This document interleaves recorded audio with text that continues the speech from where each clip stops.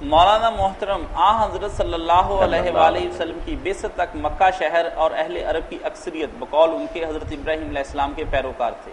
حالانکہ ایک طویل مدت سے حضرت ابراہیم کے بیٹے حضرت اسحاق کی اولاد میں کئی پیغمبر گزر چکے ہیں۔ انہی عربوں کے قرب و جوار میں حضرت موسیٰ کے پیروکار یہودی بھی تھے اور بلاد شام و روم میں حضرت عیسیٰ کے پیروکار۔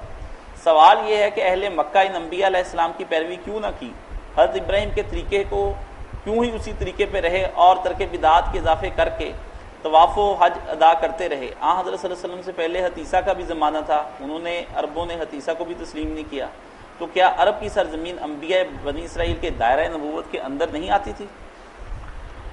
یہ ساری جو ہے نا لمبی چوڑی بات کا جواب یہ ہے کہ اس وقت کان نبی یبعث علی امتی خاص، نبی جو تھا نا اپنی قوم کے لیے آتا تھا، یہ ساری دنیا کے لیے ایک ہی نبی نہیں ہوتا تھا کہ سارا جہان اس کو مانے۔ حضرت عیسیٰ علیہ السلام سب سے آخر میں آئے، بنی اسرائیل میں بڑے عظیم رسول ہیں، اللہ نے معجزے کے طور بن باپ پیدا کیا، مردے زندہ کیے، مگر سب کچھ ہوتے رسول الی بنی اسرائیل، وہ بنی اسرائیل کی طرف سے رسول تھے۔ بلکہ انجیل میں آتا جب ان کے شاگرد جو نا ان کو انہوں نے تبلیغ کے لیے بھیجا تو اپنے فلسطین کے بارے میں کہا کہ بنی اسرائیل کی کھوئی ہوئی بھیڑوں کے پاس جانا، ان میں سے جو بھول گئی نا بھیڑیں، گمراہ ہو گئے لوگ، ان کو جانا، سامریوں کے گھروں میں داخل نہ ہونا، جو باقی قومیں رہتی ہیں انہیں کچھ نہ کہنا وہ میرے دائرے میں نہیں ہیں۔ اس لیے ہر پیغمبر جو نا یبعث الی قومی خاص اپنی قوم کے لیے آتا تھا، دوسری امتوں پر اس کا ماننا فرض نہیں تھا، نہ وہ تبلیغ ہی کرتا تھا۔ یہ یہودیوں نے بھی ساری دنیا کو جو کرنا شروع کیا، عیسائیوں نے، بالکل غلط، خود انجیل کے خلاف ہے۔ وہ صرف اسرائیل کے پیغمبر تھے، دوسری امتوں کو یہ خواہ مخواہ داخل کرتے ہیں۔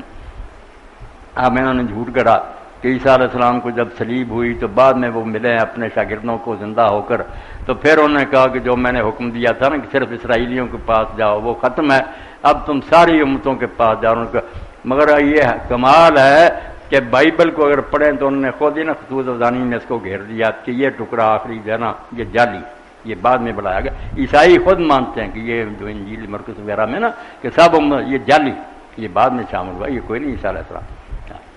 یہی اس سے بھی پتہ چلا کہ جو کہتے ہیں نا ان میں تبدیلیاں نہیں ہوئیں، خود ان کے عالم مانتے ہیں کہ یہ ٹکڑے بعد میں بڑھا دیے گئے۔ مولانا صاحب تو یہ عرب کے نبی نہیں تھے، یہ سارے جو نا اسرائیلیوں کے پیغمبر تھے۔ عرب میں اسماعیل علیہ السلام آئے یا شعیب علیہ السلام آئے تھے وہ مدین کی طرف، باقی کوئی نبی عرب میں نہیں آیا۔ ان کے پاس حضرت ابراہیم حضرت اسماعیل کی روایتیں تھیں،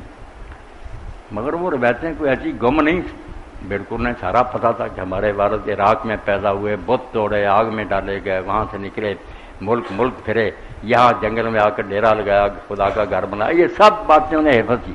اس لیے قرآن جب یہ ہتھوڑا مارتا تھا نا کہ اپنے باپ ابراہیم کی طرف دیکھو، یہ بت جو تم نے بنایا وہ بت توڑتا رہا، تم جانتے ہو اسی لیے آگ میں ڈالا گیا تھا، تم نے بنا لیے۔ اور یہ بھی انہیں پتا تھا کہ ابراہیم علیہ السلام کے وقت سے نہیں، پوری تاریخ انہیں یاد تھی کہ عمر بن لوہی خزائی ہمارا ایک سردار بیمار ہوا،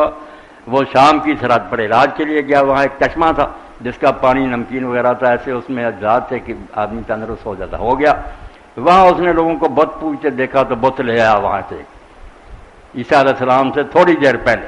اس لیے ابراہیم اسماعیل کے بارے میں علیہ السلام جانتے تھے کہ بت پرستی ان کا دین نہیں،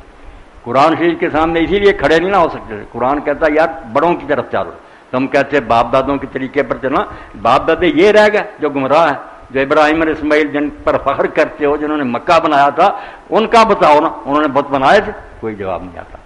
اس لیے حضور کے سامنے دم بخود ہوتے، چپ، خاموش۔ باقی جیسے ہمارا ذہن ہے نا کہ عرب کے لوگ جو ہے نا وہ چوڑے چمار تھے، یہ بالکل بیوقوفی۔ عرب لوگوں کے بارے میں جو کہتے ہیں نا اخلاقی برائیاں آ گئی، شراب لوگ پینے لگے جناب وغیرہ، ورنہ ان میں موحد لوگ بھی حنفاء تھے جو صرف اللہ کی پوجا کرتے تھے، کوئی شرک نہیں کرتے تھے، حرام نہیں کھاتے تھے، بتوں کا چڑھاوا نہیں کھاتے تھے، بڑے بڑے نیک لوگ میں ہم نے